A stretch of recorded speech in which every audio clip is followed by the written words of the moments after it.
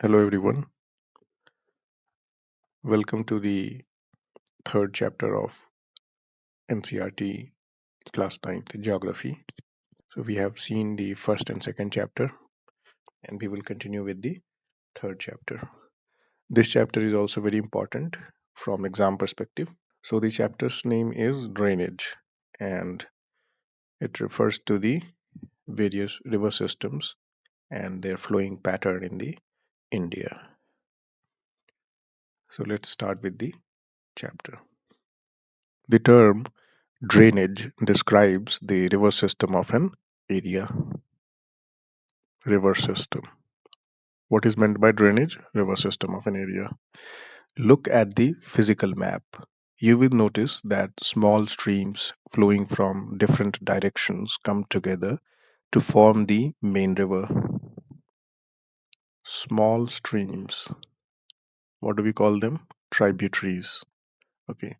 Flowing from different directions come together to form the main river, which ultimately drains into a large water body such as a lake or a sea or an ocean. The area drained by a single river system is called a drainage basin. Single river system is called as drainage basin. So it's very important to have exact definitions because these are technical terms. Sometimes they can give you similar sounding terms and ask you the exact meaning, or they can give you to match two sides, okay, technical terms and their meanings, or they can give you an example and the technical term. So if you're not clear with the concept, then you might confuse them in the exam. So the area drained by a single river system is called drainage basin. A closer observation on a map will indicate that any elevated area, such as a mountain or an upland, separates two drainage basins. Such an upland is known as water divide. So you can see here you have one river basin, so a single river, that is the main river that is flowing in this region, and it is this main river which is flowing on this region, and rest of these are the tributaries, small streams that are merging into this main river. Similarly here, and these two river basins, drainage basins, what is called drainage basins. So these two drainage basins are being separated by a what? Water divide. Now water divide could be what? An elevated area, any elevated area. It could be a mountain or an upland. Okay, so that can act as a water divide. The world's largest drainage basin is the Amazon River. Largest drainage basin. Drainage basin was what? One single river, one single main river's basin we are referring as drainage basin, and that is of largest of Amazon River. Which river has the largest basin in India? You have to find this out. This is the task for you. Drainage systems in India. The drainage systems of India are mainly controlled by the broad relief features of the subcontinent. So, drainage pattern, as we saw, it will depend. Deep areas will act as drainage basins. Uplands are acting as water divide. So, relief feature, it is dependent upon relief feature of an area. Accordingly, the Indian rivers are divided into two major groups. When we go for the broad division, two major groups are the Himalayan rivers and peninsular rivers. So basically, we are going to study about these two major divisions in the case of India. Apart from originating from the two major physiographic regions of India, the Himalayan and the peninsular rivers are different from each other in many ways.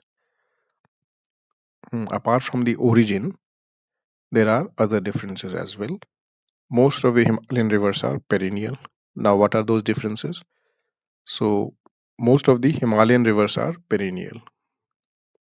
So, one point is that Himalayan rivers are what? Mostly they are perennial. So, water will be all along the years. All the time, water is available. It means that they have water throughout the year. These rivers receive water from rain as well as from melted snow. What is the source of water for Himalayan rivers? Rain as well as melted snow from the lofty mountains or glaciers. Two major Himalayan river systems. Now, two major Himalayan rivers, the Indus and the Brahmaputra, originate from the north of the mountain ranges. So they are originating from what?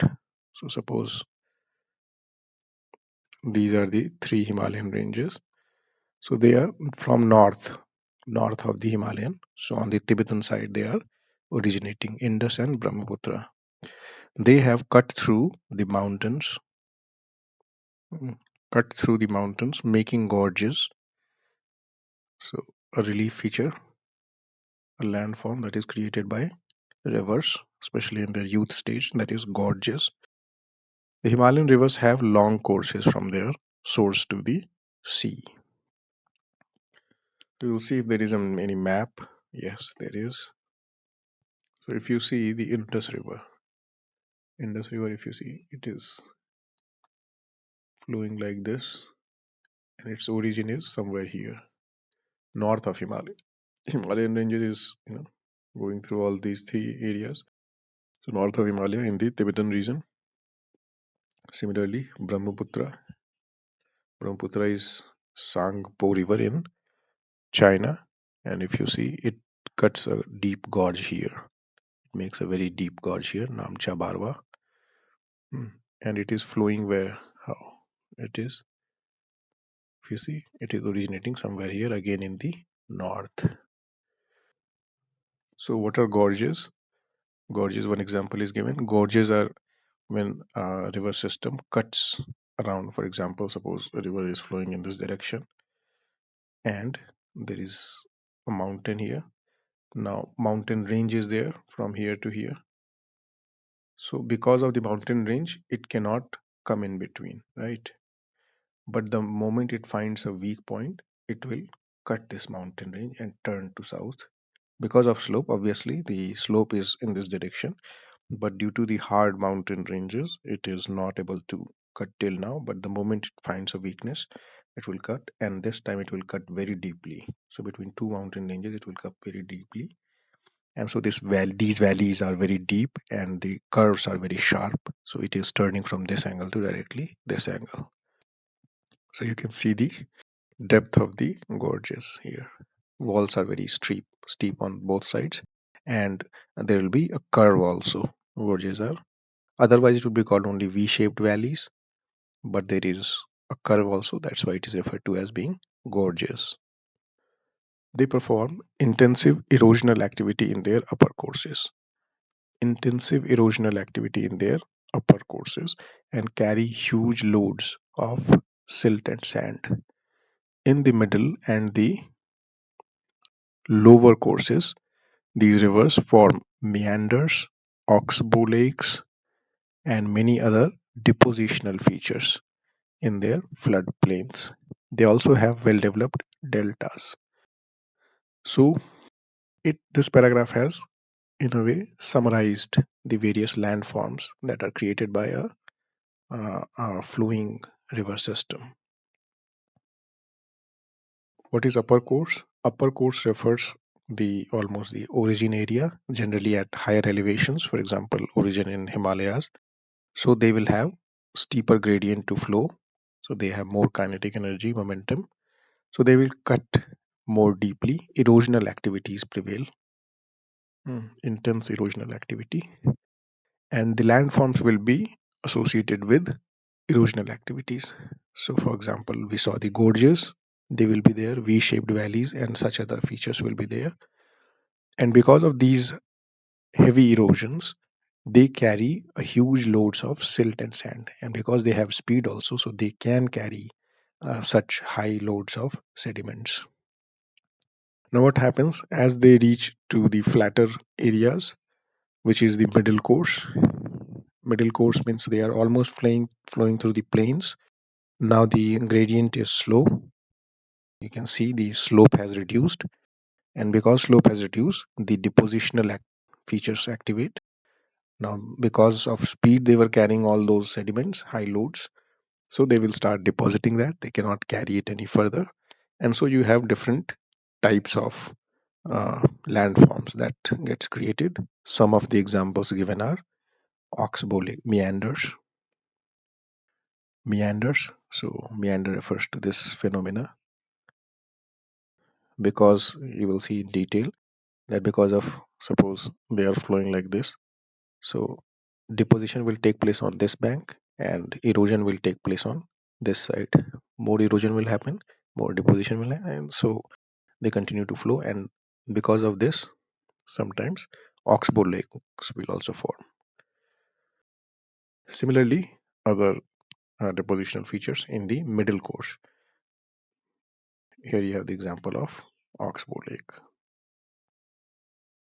Because intense, due to the intense cutting on this front and deposition on this, sometimes this oxbow shaped water body is left and water moves away from, water meanders, the river meanders away from that, creating these oxbow lakes. Now in lower courses, where it is almost at the mouth of the river, you have very less gradient to flow, and therefore the deposition is very highly active in these regions, and so you see that inland rivers are created in delta region, and distributaries, meaning distributaries, water will get divided into that, and then water merges with the sea.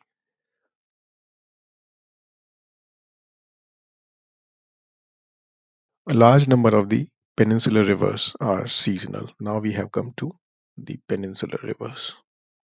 Seasonal. So first point is that they are seasonal. A large number of them, not all rivers, but a large number of them, predominantly they are seasonal, as their flow is dependent on rainfall. So what is the major source of water for them? That is rainfall. They are in the tropics and their elevation is also not so much, so they don't have any glaciers as source of water.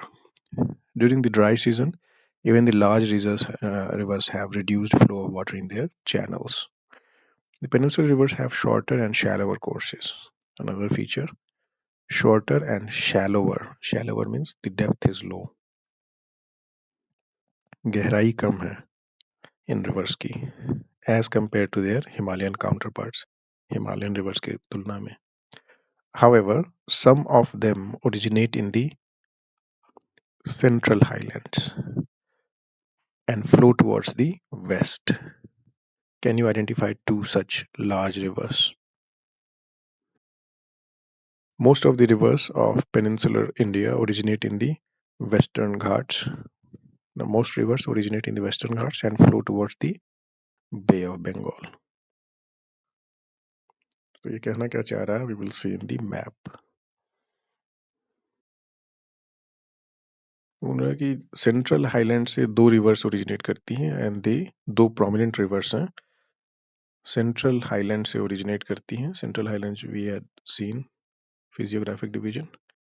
तो एक नर्मदा हो गया आपकी और एक Tapi river. ठीक है, दोनों फ्लो कहाँ कर रही हैं?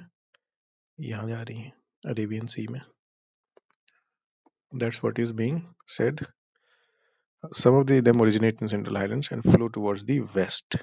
वेस्ट की तरफ जाने वाली बहुत कम रिवर्स हैं और सेंट्रल हाईलैंड में ओरिजिनेट होके फिर जा रही हूँ. तो Narmada and Tapi are the prominent rivers, and western flowing you will find few small rivers in this uh, southern western coastal zones. For example, you have Mandavi River around Goa, you have Juari River, you have Periyar River in Kerala, and so on. But mostly, if you see, the predominantly the rivers that originate in the peninsular river, they move to west of Bengal. Okay, so be it Krishna, Godavari, then you have Kaveri, Tungabhadra, and so on. So try to find the main river and then their tributaries, important tributaries. Now we will start with the Himalayan rivers. The major Himalayan rivers are the Indus, Ganga, and the Brahmaputra. These rivers are long and they are joined by many large and important tributaries. A river, along with its tributaries, may be called a river system. ठीक है? A river, along with its tributaries, may be called a river system. इससे पहले हम लोगों ने क्या देखा था? एक term था drainage basin. The area drained by a single river system is called a drainage basin. So here we are referring to area, and here we are referring to the rivers. In river system, we are referring to the river plus its tributary. Hmm. River plus tributaries is river system, and the area drained by them will be drainage basin. Okay, so you have to be very clear with the definitions. Now let's come to Indus River system. The Indus River rises in the Tibet, as we saw, near Lake Mansarovar. That is important. Flowing west, it enters India in Ladakh. It forms a picturesque gorge in this part. Several tributaries, the Zaskar, the Nubra, the Shok, and the Hansa, join it in the Kashmir region. Where do they join? In the Kashmir region. The Indus flows through Baltistan and Gilgit and emerges from the mountains at Attock. So let's just look at it in short in months in the map. So you can see here it is originating and then it is flowing through the Kashmir region, and most of the tributaries in Indian tributaries, Zaskar, etc., whatever, Nubra, and all of those rivers that were mentioned, they are meeting in this course here while it is flowing in this direction, and it is forming a gorge, and then it is flowing in the Pakistan region. The Indus flows through Baltistan and Gilgit. So this is the region. Baltistan and Gilgit is what region? This region, which is part of India but under the Pakistan occupied Kashmir, it comes. Okay. And then it flows to Attock. Okay. Emerges from the mountains at Attock. Next, the Satluj, Byas, Ravi, Chenab, and Jhelum join together to enter the Indus near Mithankot in Pakistan. So you can see where it will be. So they come together. First, they meet amongst themselves, and this final river is also called Satluj. You can check the final river here in the short range. That is also referred to as Satluj. So this region is what? Mithankot. Okay. This is Mithankot in Pakistan, where they are meeting. Beyond this, the Indus flows southwards, eventually reaching the Arabian Sea east of Karachi. The Indus Plain has a very gentle slope with a total length of 2900 kilometers. Total length is given, that is important, but it includes the length in Pakistan as well. The Indus is one of the longest rivers of the world. A little over a third of the Indus basin is located in India. A little over a third. So एक तिहाई से थोड़ा ज्यादा Indus basin. Basin मतलब पूरा area हो गया ये. Is located in India. कहाँ कहाँ? लद्दाख, जम्मू एंड कश्मीर. सो पंजाब में भी इंडस बेसिन आएगा. Himachal Pradesh and Punjab and the Himachal Pradesh and Punjab and the rest in Pakistan. तो बेसिन के अंदर आपका ये पूरा ही एरिया है. सतलज, ब्यास, ये पूरा एरिया आ गया ना. ये पूरा ही एरिया इसका बेसिन एक तरह से हो गया. Now, according to the regulations of the Indus Water Treaty, now this is an IR topic, an important IR topic. In last few years, it was in news because of the conflict management, disagreement management system that is there in the Indus Water Treaty. So it becomes important. India can use only 20% of the total water carried by the Indus River system. This water is used for irrigation in Punjab, Haryana, and southern and the western part of Rajasthan. So, refer to the Indus Water Treaty. What is its background?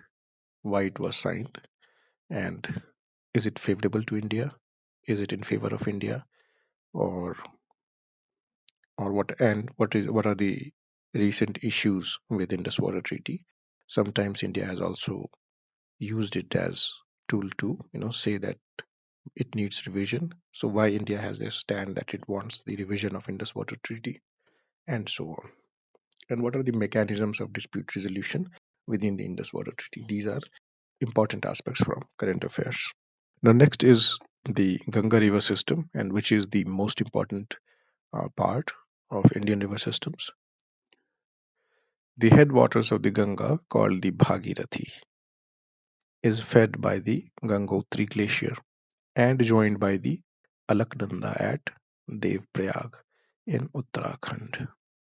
At Haridwar, the Ganga emerges from the mountains onto the plains.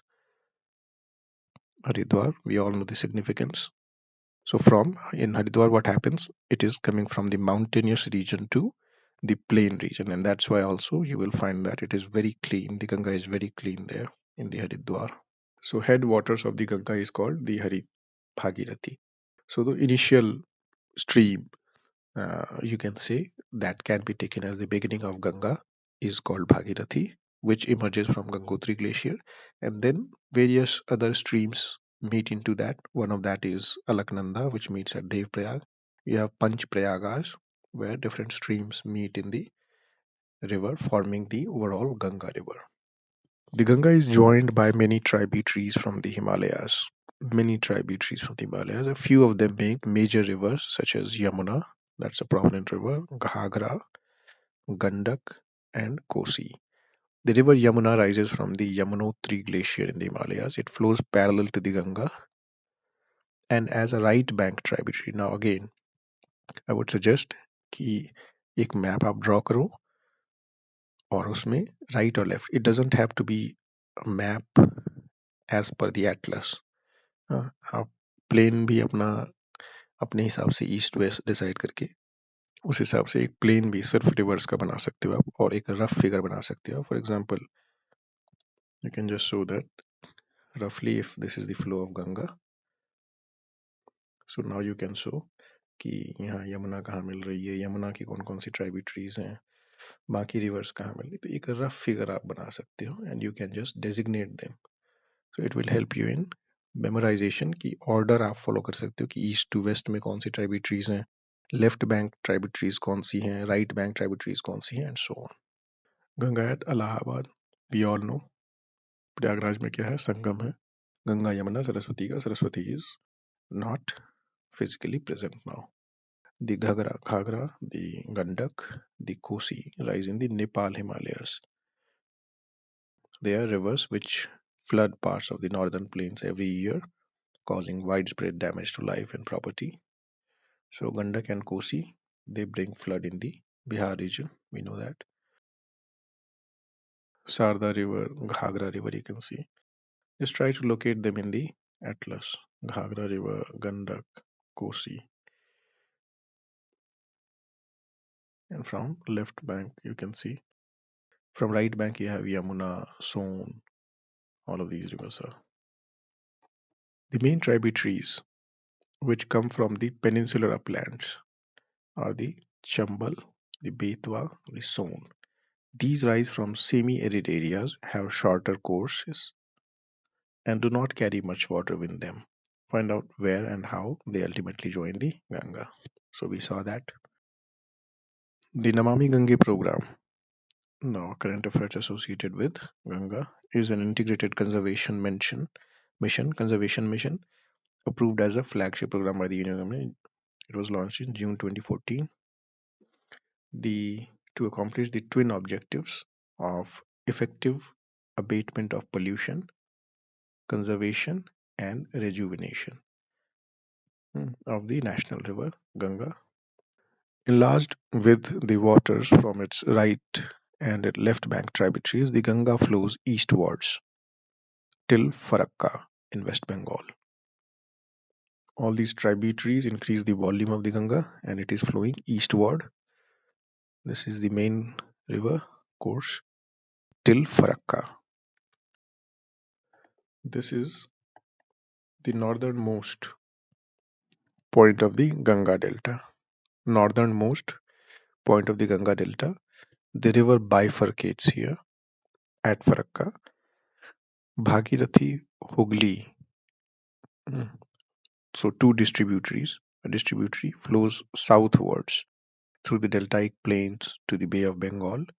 The main stream flows southwards into Bangladesh and is joined by Brahmaputra. Is known as Meghna. Further downstream, it is known as Meghna. This mighty river, with waters from the Ganga and the Brahmaputra, flows into the Bay of Bengal. The delta formed by these rivers is known as Sundarban Delta. ठीक है, एक बार इसको देख लेते हैं क्या कहना चाह रहे हैं. So what is happening here कि यहाँ फरक्का में पहुंच के दो डिस्ट्रीब्यूशंस हो जाते हैं, दो डिस्ट्रीब्यूटरीज में बट जाती है Ganga. There are two distributaries. One is moving towards south, passing through Bay of Bengal. This is Bhagirathi Hooghly. इसका नाम है भागीरथी हुगली इस डिस्ट्रीब्यूटरी का, and it is going south southern wedge and flowing within the India. और जो दूसरा है distribution, ये आपका जो मेन रिवर है वही है, which is going to Bangladesh, and you can see that Brahmaputra is joining it here. और यहाँ पे आके इसका नाम क्या हो जाता है जब ब्रह्मपुत्र मर्ज हो जाती है? मेघना. And this mighty river is flowing in Bangladesh here, which is combined, which has combined water of Ganga as well as Brahmaputra. तो if you see, एक कैनाल भी है यहाँ पे एक वो भी बनाया गया है इरिगेशन पर्पस से भी इसको यूज किया जाता है कि with in India also. And if you will see in international relations we have agreements with Bangladesh over river water sharing. So this also part, Ganga is also part of that agreement कि कितना water Bangladesh में जाएगा और कितना India में रहेगा. So all of those considerations are also here from international relations perspective. Now so the delta formed by these rivers. तो ये दोनों ही rivers जो हैं distributaries, they will further create more branches in their towards the end phase and forming the Sundarban Delta. Now Sundarban Delta is derived its name from Sundari tree. You should try to learn more about what are these Sundari trees, which grows well in marshland. तो एक तरह से mangrove type की है ये सुंदरी trees. Mangroves. What are mangroves? Try to learn about them. Mangroves are something which can grow in salty water. It is the world's largest and fastest growing delta. World's largest and fastest growing delta. Which one? Sundarban Delta. It is also home to the Royal Bengal tiger. And this is the home of Royal Bengal tiger. What other specialities are there? Specific things about Sundarban Delta. Try to find out. Try to learn about that. That is important. The length of the Ganga is over 2500 kilometers. If you remember, for Indus it was given 2900, but only one third flows in the one third of the basin is in India. So within India, Ganga will be the largest, 2500 kilometers. Can you identify the type of drainage pattern formed by the Ganga river? Type of drainage pattern. So we will come to that also. Ambala is located on the water divide. Ambala is located on the water divide. अभी हमने पढ़ा था water divide क्या है? Between the Indus and the Ganga river systems. The plains from Ambala to the Sundarban stretches over nearly 1800 kilometers. But the fall in its slope is hardly 300 meters. बता रहा है कि जो गंगा बेसिन है एक तरह से वो अंबाला से सुंदरबन तक है, तो ये लेंथ बता रहे हैं कि कितना है 1800 किलोमीटर्स.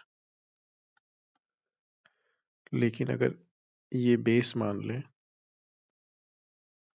तो ये जो ऊंचाई है अंबाला की ऊंचाई सुंदरबन से कितनी है? केवल 300 मीटर है.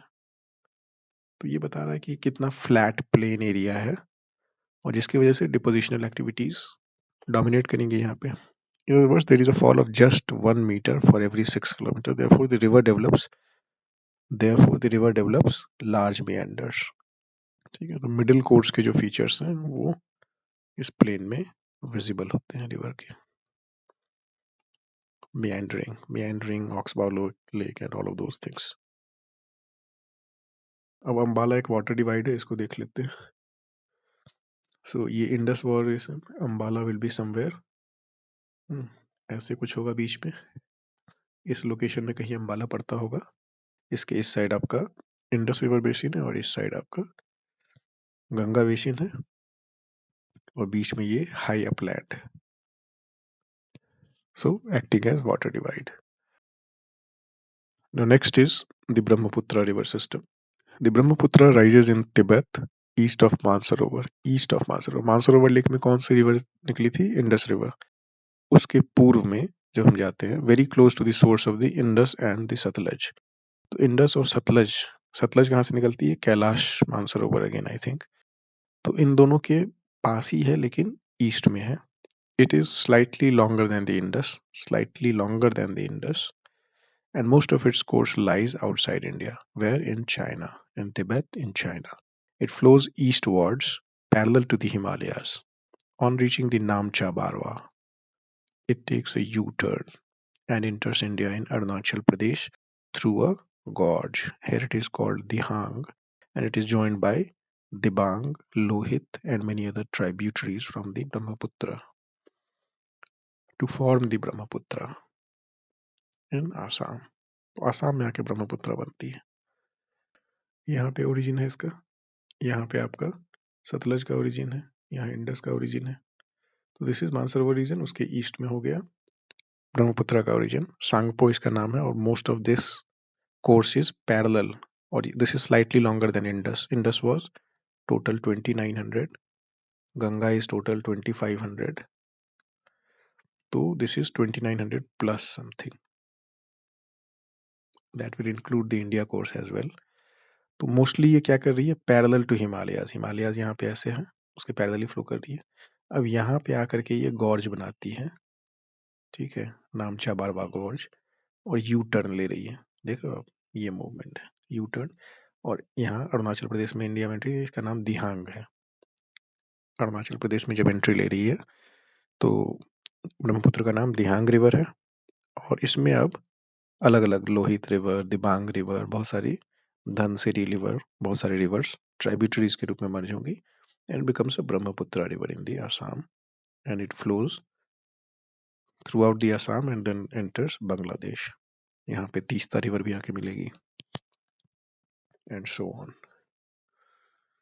Do you know Brahmaputra is known as the Sangpo? अभी हमने मैप में देखा in Tibet and Jamuna in Bangladesh. Bangladesh में इसका क्या नाम हो जाता है? जमुना. और जमुना होते हैं बांग्लादेश में, इसका नाम जमुना है ब्रह्मपुत्र रिवर का. एंड जब गंगा मिल जाती है तब क्या हो जाता है? मेघना. अभी हमने जस्ट देखा ही है. So some key facts. In Tibet, the river carries a smaller volume of water and less silt, as it is a cold and dry area. So Tibet is what? Tibet is a cold plateau area. Cold प्लेटू area है, तो बहुत erosion करने के लिए वहां पे चीजें नहीं है, ठीक है. तो इसलिए सिल्ट कम है. जब उस साइड से फ्लो कर रही है ब्रह्मपुत्र चाइना के साइड में, तो सिल्ट कम है. In India it passes through a region of high rainfall. हम नॉर्थ ईस्ट में क्या होता है? बहुत हाई रेनफॉल है, वहां से पास कर रही है, तो erosional activities will predominate. Here the river carries a large volume of water. तो वाटर भी बढ़ गया और कंसिडरेबल अमाउंट ऑफ सिल्ट भी बढ़ गया. तो चाइना के साइड में स्मॉलर वॉल्यूम भी है, पानी भी कम है. Chinese are safe from flood, but India is not. The Brahmaputra has a braided channel in its entire length in Assam. Braided channel. तो braided channel क्या होता है? Suppose this is the river, so you will have in between riverine islands. तो उस वजह से channels में break आएंगे. फिर यहाँ पे मान लीजिए राइवल आए, ठीक है. तो बहुत सारे, जैसे चोटी होती है ना, तो वो बाल गुथे हुए कैसे दिखते हैं पीछे से, तो वैसा ही व्यू आएगा इसमें, तो इसीलिए ब्रेडेड चैनल बोलते हैं इसको। It forms many riverine islands. ठीक है, सबसे लार्जेस्ट आइलैंड हम लोगों ने देखा था Majuli island, that was in Assam, world's largest riverine island. Name of the world's largest riverine island found by Majuli, we saw in the first chapter only. Every year during the rainy season, the river overflows its banks. हर एक साल बारिश के मौसम में क्या होता है, flood आएगी, causing widespread devastation due to floods in Assam and Bangladesh. Unlike other North Indian rivers, the Brahmaputra is marked by huge deposits of silt. And why is it difficult to manage floods in Assam?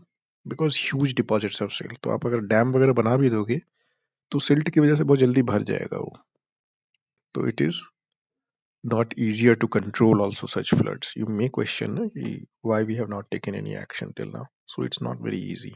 When you have natural processes taking at that large scale, it is very difficult to control them. Now, Peninsular River. So we will continue with this Peninsular River in our next part 2 of the video, part 2 of this chapter. Okay, thank you. Till then, revise and let's meet in the next video with Peninsular River. Thank you.